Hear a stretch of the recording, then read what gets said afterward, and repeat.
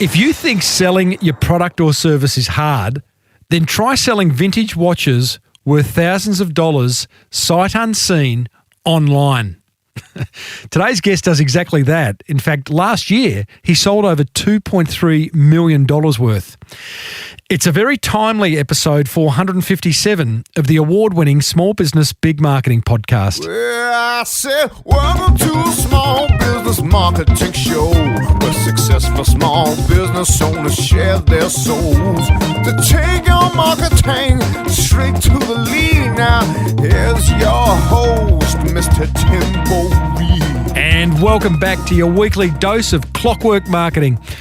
I'm your host, Timbo Reid. You, infinitely more importantly, are a motivated business owner ready to crank out some great marketing to build that beautiful business of yours into the empire it absolutely deserves to be. But if that's not enough and you're itching to fast track your marketing success, then let's get personal with a one-on-one coaching session with me that you can book over at smallbusinessbigmarketing.com. Big episode today. We catch up with a young fellow from New York who's making a mozza from selling vintage watches online. LA-based concierge to the stars, Steve Sims, shares another simple way you can wow those precious clients of yours. And another listener wins $1,000 worth of prizes simply by sharing what marketing is working for them. Love giving away prizes to you guys. As per usual, team, there is marketing GOLD dripping from the ceiling over here at Small Business Big Marketing's HQ. So let's get stuck right in. Quick update. My book, The Boomerang Effect, is back in print. Had a number of boxes delivered last week. So if you do want to buy it, head over to smallbusinessbigmarketing.com. The Boomerang Effect, simple concept, which basically says the more helpful you are in your marketing, it will return multiples. It's a lazy 40,000 words that I penned a couple of years ago, and I know that those who have bought it have really appreciated the simplicity of which I've written it, because I can't really write complicated stuff. It's beyond me. It's called The Boomerang Effect. It's my book. I think you'll love it if you're a small business owner wanting to turbocharge your marketing, and you'll find it over at smallbusinessbigmarketing.com. Oh, wow. Wow. Oh, wow. Wow. I can't hear you. Oh, wow. Wow. Did someone say something? Yep, it's time for another business building tip to wow those precious clients of yours. And as usual, all the way from the City of Angels, we're joined by Steve Sims, speaker and best-selling author of Blue Fishing, The Art of Making Things Happen. Simsy, how are we going to wow those precious clients of ours this time around? Well, we're going to be focusing on the checkbook today. See, there's a lot of people that actually look at how much this is going to cost. You want to go out and you want to buy something for someone you love.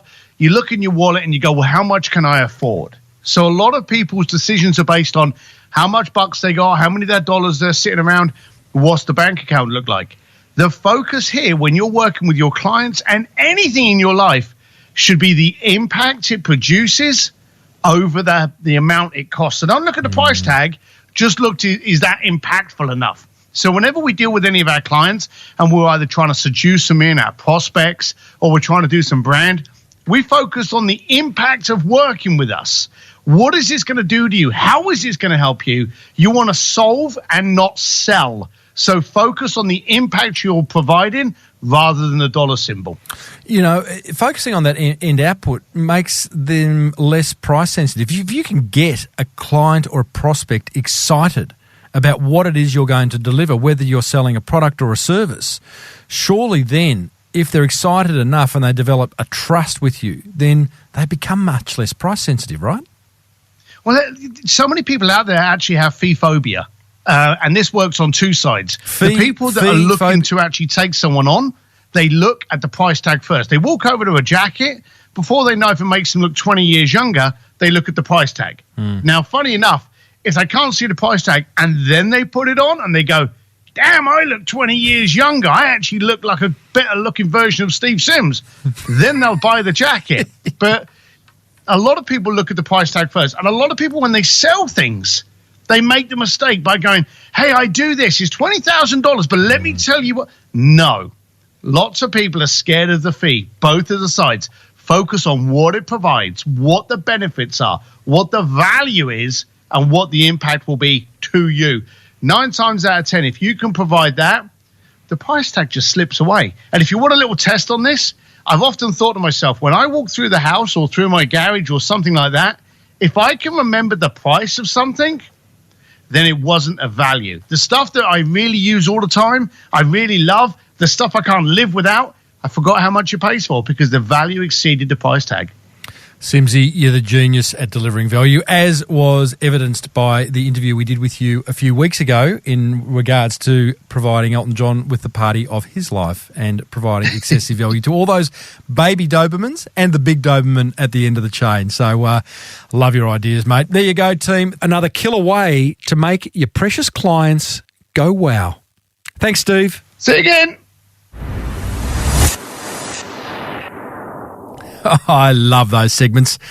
Quite inspirational. And if you want a little bit more inspiration, then let's meet today's guest. In 2014, while studying law, 19-year-old Christian Zeron started selling pre-owned watches, like vintage watches, from his college dorm room. Fast forward to 2019, and he's turning over in excess of 2.3 million denaries a year through a brand that he's created called Theo Harris, which is an online luxury watch shop.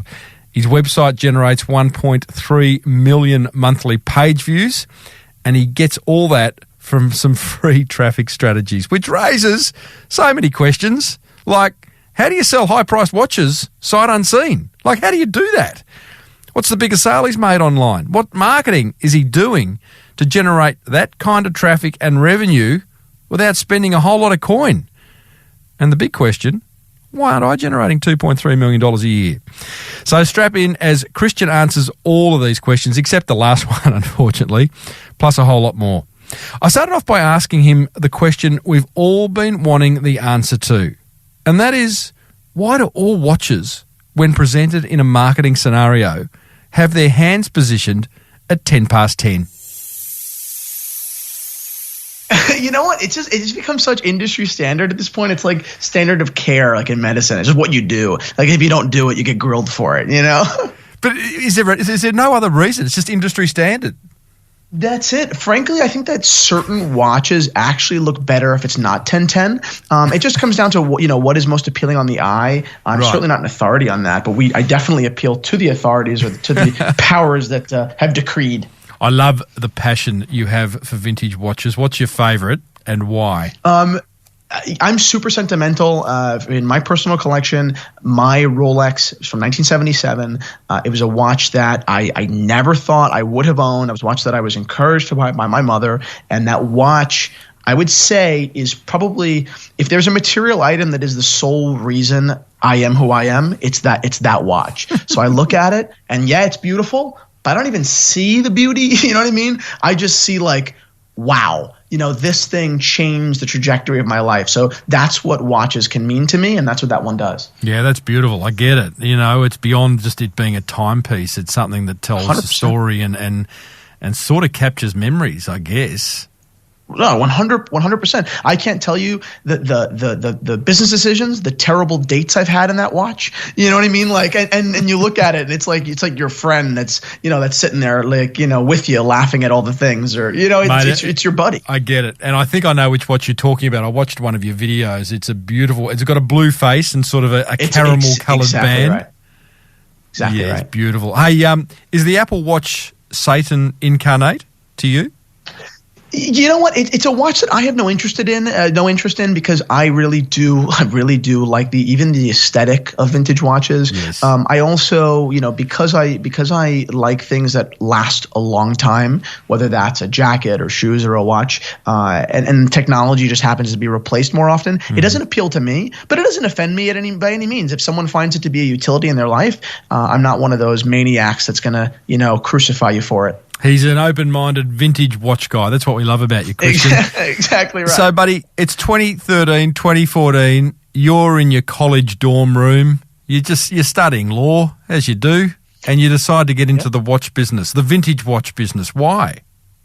It was a little bit before that. I had never really had a job. A couple of months before, my mom looked at me. I was 19, and all my friends had been working for several years. My mom started working when she was like 11. My dad the same. So they were like, we had kind of tough childhoods, and we started working, and yet our kid who grew up much more privileged than we did hasn't worked really a day in his life. This is bad.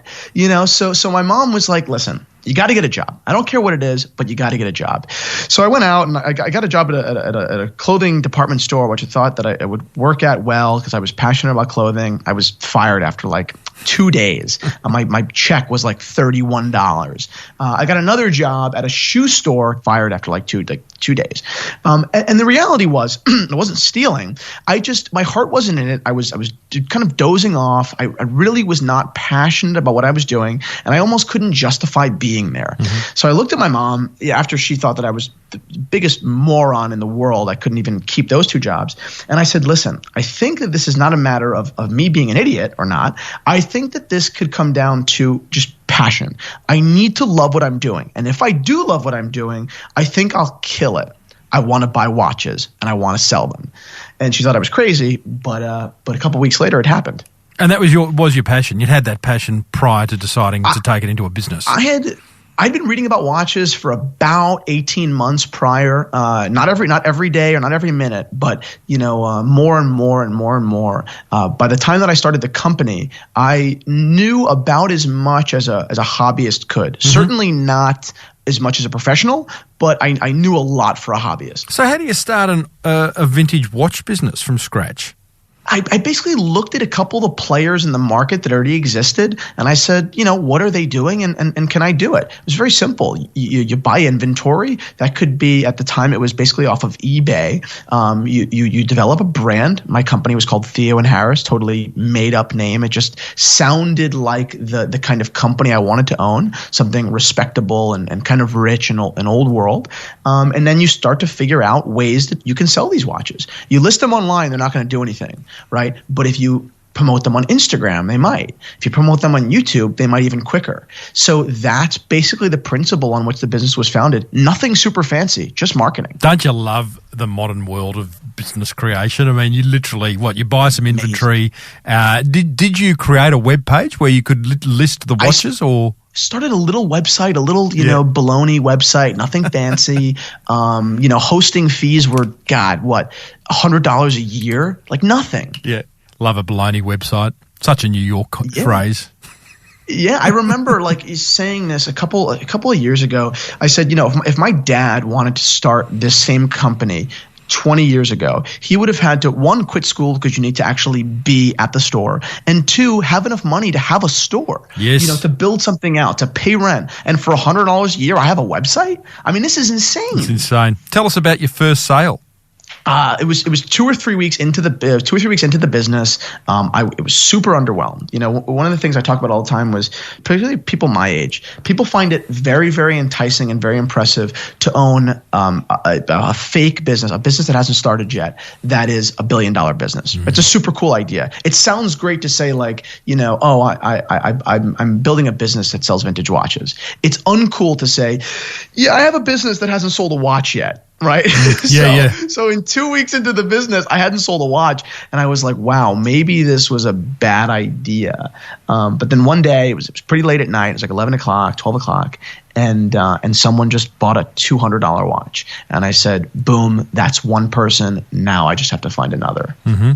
Good feeling. It come through on the PayPal, the little ding, was it? Or It's a great feeling. I mean, I made basically no money, but the point was, okay, someone out there gets this. I just have to find someone else, and build this community. But at least someone, you know what I mean? That first person does mean a lot for affirmation. Totally. You say you aim to shake the vintage watch industry, and I've interviewed a couple of business owners previously who are sort of shaking industries. There's a crowd out of Australia who are shaking up the wine industry. They call themselves Vino Mofo. And they've sort of challenged the way the current wine category talks about wine, and it's up its own arse and, all this weird language. And they've just brought it back to normal language. Are you doing the same with the vintage watch industry? And if you are you pissing anyone off? It's the same thing, basically, pissing a ton of people off. I'm certainly not as like nasty and irreverent as I was a couple of years ago. But we never hold back an opinion, and I use curse words on my channel. I say things that are maybe off color. But ultimately, that has been what's made us in many ways so successful. It's that total culture shock. Our industry is super farty. It's super old world. It's very old school. Yeah. So when we came on the scene and started saying like, hey, Rolex, that was dumb, and using a curse word, people were like, wait, this is terrible, in the beginning. But then once we reached more younger people, everyone was like, wait, finally someone that I can relate to that's talking about watches. This is who I want to know. This is who I want to buy from. Tell me about nasty and irreverent and why you changed. What did that look or sound like? And did you just think it was tonally wasn't right for the business? I remember I was a little bit younger. My dad's company had hired a goalkeeper, hockey goalkeeper. A guy's name was Jim Craig. He was the goalkeeper for 1980 United States hockey team, the USA Russia, the Miracle on Ice. Yeah. Right? I remember the guy, my dad coming home from the talk, and Jim had told the entire room this quote, his quote, and it said that every great team needed an enemy, right? Imaginary or real. It didn't matter. You just need an enemy, right? You need to kind of be angry to fuel you. Of course, different people, different philosophies. That was his, and I really took to that. To this day, I'll make up an enemy. I'll make an enemy where there really is none. And I'll definitely get nasty, or not publicly, but in my own head. Like, okay, we're gonna ruin these people. We're gonna beat them. I don't envision me and all my competitors having a fun dinner together, right? Like I envisioned like that's it. You're gonna be embarrassed that the 19-year-old kicked your butt. Like that's what drove me at the time, right? Got it. And as I've gotten a little bit older, I'm only 23, but as I've gotten a little older, I'm like, okay, wait, that was a little bit childish. Okay. You can relax a little bit. Like, life doesn't need to be perpetually kind of, super competitive and nasty. That being said, a lot of that, same kind of, being is there inside of me. It's just a little bit more mellowed out. Yeah, that's nice. And I think as you start a business, you get a sense of how you want people to describe that business and the personality that you attach to the brand, in this case, the Theo and Harris brand. And clearly, obviously, when you started, it was maybe a little bit over the top, and you've pulled it back and you've found that sweet spot. Exactly right. And that's something that when we did find the sweet spot, I was like relieved. I said, oh, geez, finally, I'm not just being nasty for the sake of being nasty. We're super complimentary when compliments are earned. And we're definitely aggressive when something that we see is ridiculous. You sell one watch, you sell another watch, you're starting to sell a few watches. The website starts to get built out. It's no longer a baloney type website. I've never had baloney. What is baloney? Is it like a salami? Yeah, absolutely. Yeah, it's a salami. A salami. Okay, and what I'm interested in is then you're now selling watches online worth thousands, if not tens of thousands of dollars. How do you get someone to cross that line of trust to hand over that kind of money without necessarily, I'm guessing they're not feeling the watch. They're not seeing the watch in face to face. It's a super long journey. I started the business with $10,000 and was buying cheap watches and selling them for slightly more than we bought them for, right? So that's a far cry from investing $15,000 in an Audemars Piguet, right? And then finding someone to trust you with that. You know what I mean? That's a totally different image. It's a totally different level of trust. And the answer for me, the secret recipe to this company, which is so obvious to all of our competitors, I don't know why they don't take advantage of it, is creating an online presence that is extremely personal, right? It's not just about the watches anymore, right? It's about fostering a community, being associated with family and values, being associated with passion. That's what has made our clients feel so comfortable with our company, right? People who have never met me. We hosted our first event a couple of weeks ago, and it was an awesome success. So many people came out, and the vibe of our event was so different than our competitors' events because people genuinely feel like they're my friend, like they know my dad, like they know my mom. You know what I mean? Like they feel like we're all buddies, and that's how it should be. Let's break that down. Extremely personal online presence, you say, is the secret recipe. I've looked through your channel. Those listening won't have looked through the channel. How do you create that extremely personal online presence? Again, very simply, the easiest way is to not be restrained. Of course, be calculated, but to be able to make fun of yourself, to be able to give an anecdote about your life, or to be able to relate something back to yourself. Investing time and money into actually engaging with people. I handle all of our emails, right? We get dozens of sales emails a day and hundreds of I call them community emails, right? Emails that aren't going to make me $1 today. They're not about my products. They have nothing to do with making me money today, but they're people that are basically reaching out to me and begging to be a part of the community in just a question about a watch.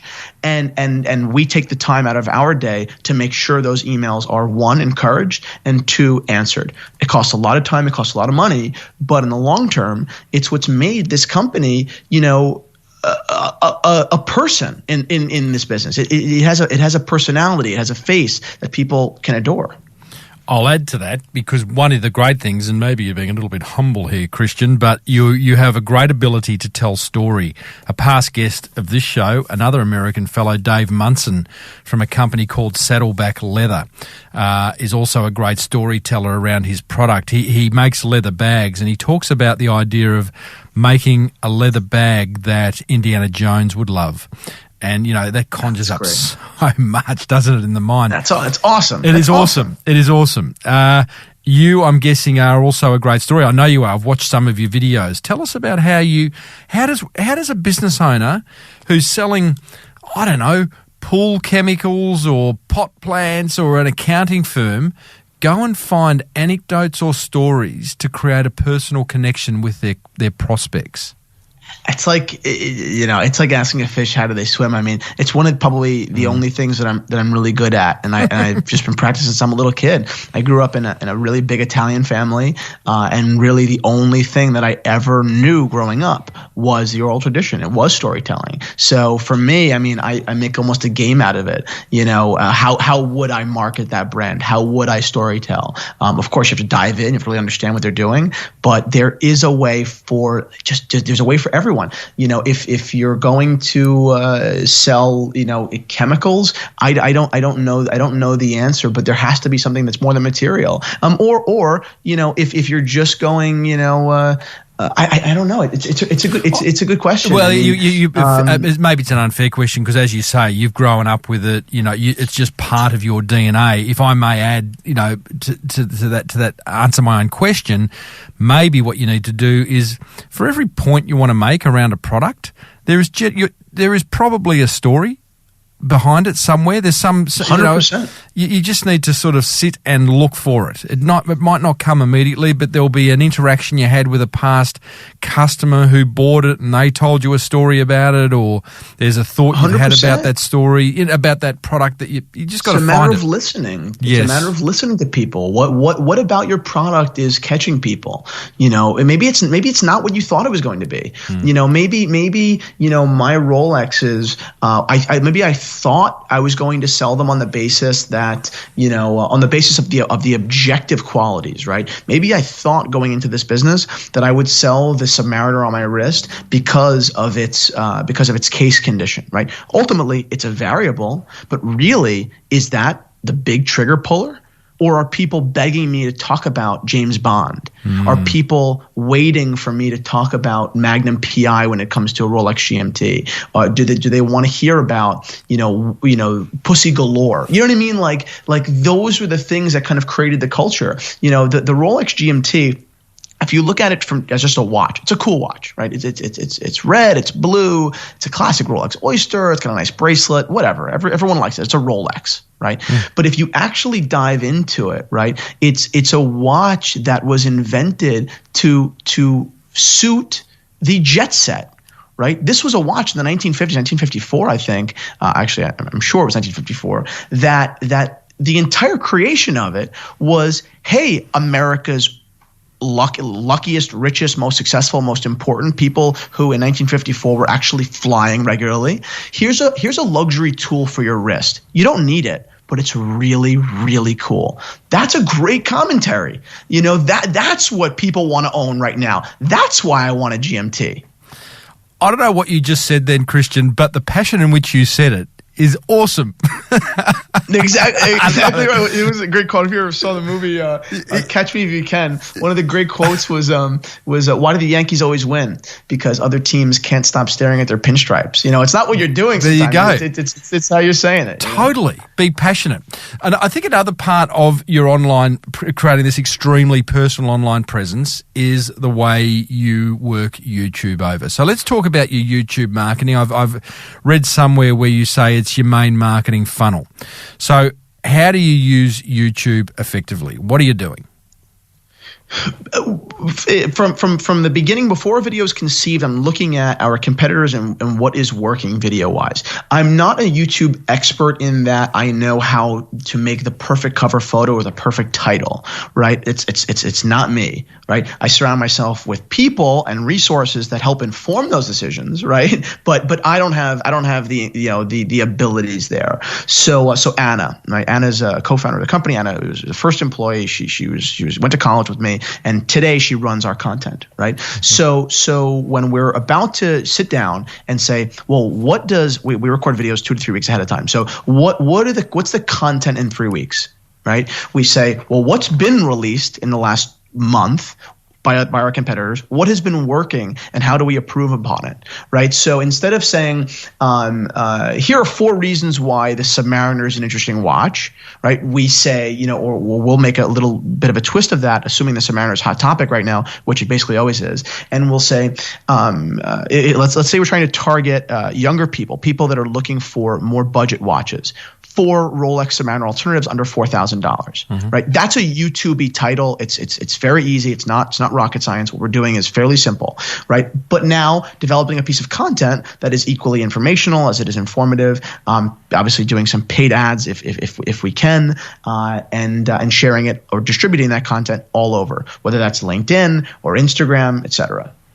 What's the production look like? Because they're pretty. I mean, I talk about you can use your iPhone to shoot a YouTube video, and many do.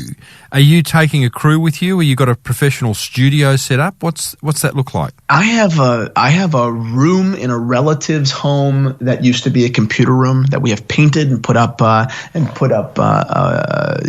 decoration in the back. We do everything. We call it ghetto. Like we do everything pretty ghetto, right? I don't need an office in Manhattan. I don't need to commute there. You know what I mean? Like I'm in a computer room in suburbia. We're able to put this on, so it looks pretty high production value. But really, I'm obviously more focused on achieving the quality and obviously maintaining a level of profitability. Actually having the best setup, not in my interest. You do everything ghetto or baloney. I figured out. Yeah. I'm onto you.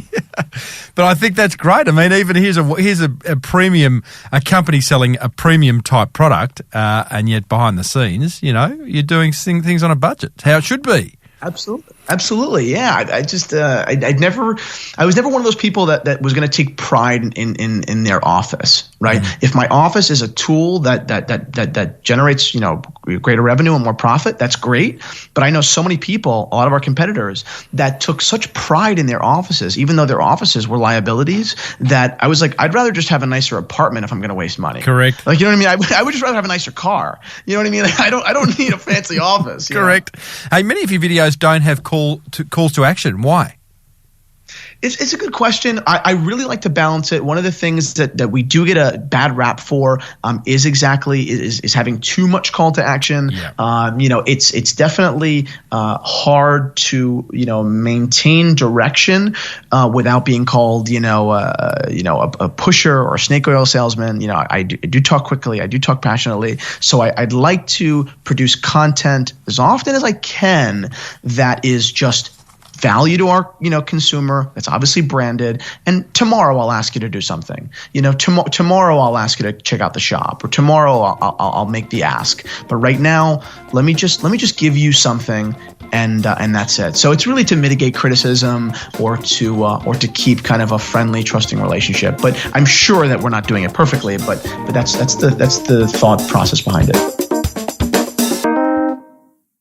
Christian, you talk about how increasing your price can help you do better in business. I like this. How? How does that work? Increasing our price on our retail items? Yeah. Obviously, bigger margin, the better. And if we can justify that margin, yes, through other ways, then that's great. I mean, we just started offering 1-year warranties on everything, right? Mm-hmm. That is something that will, at some point, cost us money. But if the return on every watch is greater, right? If we're able to demand, a premium that is greater than the expense, then that's a great way, right? It's just every day trying to think of a way to deliver a better product that costs a little bit more to the consumer than it costs us, right? I've never been interested in offering the cheapest product. Mm-hmm. I don't play race to the bottom. I have just never done it before. I won't do it now. So yeah. Does that weird kind of consumer behavior happen in your industry where the higher the price, the better the watch must be? People assume that. It's not always true. But a big thing, especially when you go up the chain to more expensive watches, people are willing to spend more, or maybe you can't even quantify the difference, but they're willing to just spend more if they're comfortable with the transaction. Mm-hmm. When you're spending $15,000, let's say the market price for a watch is $15,000. I would rather pay $16,500 with someone I know and trust than $14,000. Right? I don't want to lose $14,000. That's a very scary and very dangerous thing, right? It's a scary industry. There are a lot of variables you can very easily be stolen from. So it's a matter of building that trust and then cashing in on it. Is it easier to sell a $15,000 watch than it is to sell a $300 watch? Very good question. It's easier to sell a $300 watch in the sense that, who's not going to buy it? It's a $300 watch. If it's cool, it's cool. It's $300. Just buy it. You know what I mean? Mm. But as far as a $15,000 watch, everyone loves it. Everyone is passionate about it. I mean, assuming it's a great watch that we would curate. An Audemars Piguet Royal Oak, we just sold one at $15,800 like last week. Everyone can get behind it, right? There's no one that looks at that and says, geez, I don't wish to own that. But it's a matter of finding someone that has $15,000 to spend on a watch. You know what I mean? That's hard. So, building a demographic of people that is, in that range of ability is difficult, but it's something that we're working on. Yeah, got it. Now, website traffic. You're doing pretty well. From what I'm told, 1.3 million page views per month. That's good. You've got to be happy with that. Yeah, we hit 1.7 this month, actually. We hit 1. I literally got my stats yesterday. We hit 1.7 last month. And I think that's pretty good. I mean, I think that's good. It is. It's really good for a little vintage watch company. Have no point of reference. Isn't that funny? I say that, and I'm like, I think that's good. I guess, I think that's cool. Yeah, let's take it as being good. Now, what are you? And you're not paying for a lot of that traffic, from what I understand. So, what are your top 3 traffic strategies for a little watch website? It's purely social. I mean, we pay almost nothing for ads. We just did a YouTube ad yesterday. I don't even think it was approved yet. We've done some Instagram ads before, but really nothing. I would love to take counsel from someone that is an expert in that, because I just have no knowledge about it. Mm-hmm. Everything that we've built is really from YouTube, from Instagram, a little bit from LinkedIn, a little bit from Facebook, and SEO. We have a webmaster on staff. Wow. So what are you doing? It's all very well to say, it's coming from social. You're doing some great videos. You've got hundreds of videos on your YouTube channel, but what else are you doing to, say on Facebook or Twitter or LinkedIn? The truth is, I've been such a believer for so long that don't take on another social medium if you can't handle it. I won't take on Facebook seriously until I feel like I'm incredible at Instagram, so yeah, we have a presence on Facebook. We were active, but it's not something that I've said, let me divert a ton of attention to. And I'm sure I'm missing on an opportunity there. But I really like to have very, very, very solid grasps on fewer mediums, right? That's why our YouTube and our Instagram are so similar in size. It's very well balanced, which is pretty rare. A lot of our competitors are either big on Instagram or big on YouTube, right? Or big on their website. Very few companies in our space are balanced throughout those mediums. Yeah. So when we do venture off into Facebook, which is definitely in the future, in the next couple of months, whenever we feel ready, then that will be our goal. Let's level it out. Let's get our Facebook where it should be. From what I can tell, you're a bit of a raving fan of Gary Vaynerchuk. In fact, I've seen a video in which you met him. How did that come about, and what did you learn from him? I grew up 15 minutes from Gary's wine shop. There you go. Right? I grew up in Gary Vaynerchuk's shadow. His sister was a school teacher in my school. I have been hearing about him since I was, 9, right? When he was just selling wine, that's it. He wasn't even like Gary Vaynerchuk. He was just, that's Liz's brother. He sells wine. He does really well for their family. That was it. So when Gary left Wine Library and went on, to pursue VaynerMedia, and then became Gary Vaynerchuk on YouTube, not just all the wine shows, I was like, wow, wait, Gary's relevant to me again. He's not just the guy that used to sell wine at my wine store. He's huge. Let me see his message. And then at the time, I was a freshman and sophomore in college. His message couldn't have possibly been more relevant. I was considering going to law school. He was super against it. He was super focused on empowering young entrepreneurs. He was super invested in making profitability important again, as opposed to just raising money. He talked about things that I related to. Right? I don't come from a family in which anyone ever owned a business that that didn't make much money but was worth a fortune. Right? Like a lot of my friends now, they have these tech companies that aren't profitable, but they have $10 million in the bank and they spend it, but they're worth $80 million. I don't know that. I don't know that world, right? Which please explain how that works. It's amazing, isn't it? I don't get it, right? Like someone cut you a check for $40 million and you're worth $2 billion, but you don't make any money. I don't get it, right? But Gary was all about that. Gary was, constantly saying, yes, those are called they're baloney or they're anomalies, right? Either way, you're probably not that. So focus on being profitable, which is what I related to so much as a kid. All of my family members were entrepreneurs. They were in restaurants, or they were in club, or they were in dry cleaner, all these different businesses. So I understood, just bringing in more money than you spent. That's it. Like very simple mechanics of business. So Gary was nothing short of an idol to me. Christian, are you much of a planner? Or do you operate more from the heart when you're making decisions around the business? I'm always thinking about it. Always. I don't think I've ever really made or make a lot of unthought just gut decisions. That being said, everything does come from my heart. There's nothing. I love my family. My family's what I care about the most. I'm a super big family guy, but my business is. It's like everyone says it's my baby, but no one knows it better than me. No one ever will. When we sell this business, we'll sell it to someone who doesn't know it as well as we do, even though they just paid X amount of dollars for it. You know what I mean? So I can make decisions about my business kind of in my sleep that even if they're wrong, I hope they end up being a net positive, and they usually are. We make plenty of bad decisions. They just need to be net positives. What's the worst decision you've made? I resisted video for months. I resisted going on YouTube because I was afraid of being a YouTube personality. I wasted 3 or 4 months that way. What's wrong with being a YouTube personality? At the time, I just figured that no one would care to hear my opinion, so I just wasn't empowered. And then one day I was in my kitchen with my dad, who's not an entrepreneur, and he just looked at me and he's like, you're crazy for not having a YouTube channel, right? And I was like, Dad, you don't even watch YouTube. And he was like, yeah, but you're always talking about Gary and his success with video. And I was like, oh wait, yeah, you're right.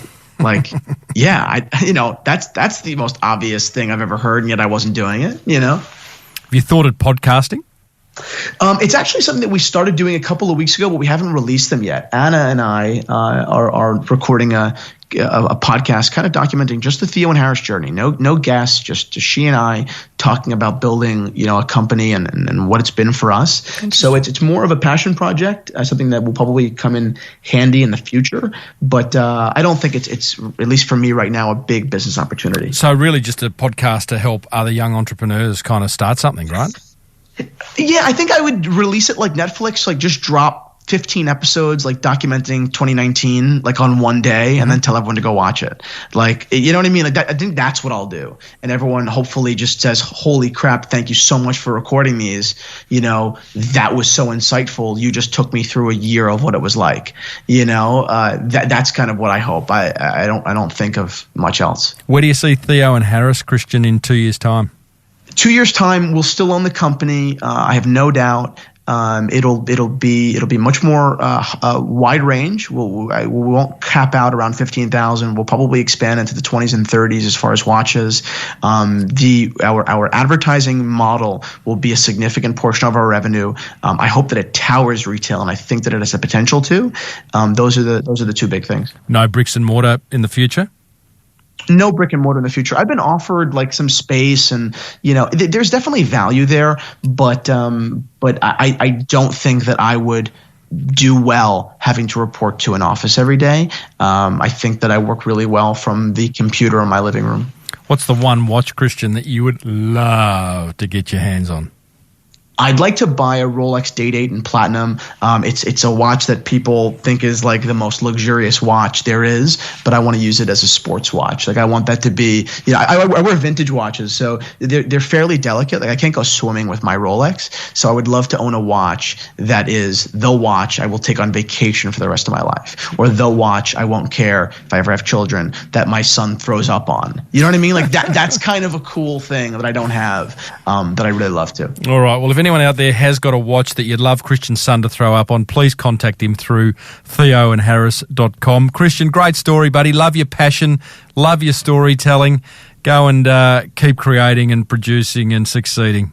Thank you so much for having me on. I really, really appreciate it. What a great fellow. Vintage watch industry mover and shaker, Christian Zeron. Coming up, another listener wins $1,000 or more worth of prizes just for sharing what marketing's working for them. But right now, here's what grabbed my attention from that chat with Christian. Attention grabber number one. I love how he's disrupted a staid-old industry simply by being willing to share his opinions. It's a great strategy to blog, and, someone in your industry's got to shake the can and share their opinions, express their distaste, their joy of whatever's going on in the industry, and Christian's doing that. So I love that. Attention grabber number two. I love what he calls his secret recipe to creating effective marketing, and that's his extremely personal online presence. Like, he's got a great knack, I know, for finding anecdotes that support his watches. I know he was born with it. I think you can find it. Have a listen to some previous episodes I've done around storytelling over at smallbusinessbigmarketing.com. Like the one with Dave from Saddleback Leather. That was awesome. And I'll link a couple of Christian's videos to the show notes as well, so you can sort of see his way of going about storytelling. Attention grabber number three. I love this quote of Christian's. Everyone needs an enemy to keep them motivated. I like that. Sounds a bit aggressive. Doesn't have to be, but just having someone or a business in your sights that you can constantly be chasing and trying to beat is probably a good thing. Keeps you honest, keeps them honest. That's what grabbed my attention. Whatever grabbed yours, big, small, just be sure to block out some time and implement it. Come on down. It's Timbo's Monster Prize Draw. Oh, yes, indeedly doodly. It is time to reward a motivated listener, could be you, for taking some serious marketing action. All you guys need to do is you email me, tell me what marketing's working for you in your business, how it's impacted your business, and you win. Today's winner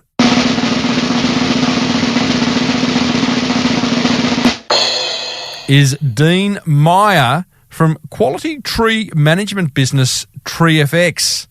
Well done, Dino. This is what he's got to say. He says, hey, Timbo, Since discovering your podcast, I listen to it whenever I'm in the car, which used to be such an unproductive time. Now I feel like I'm learning and being inspired every car ride. Good on you. Love that, Dean.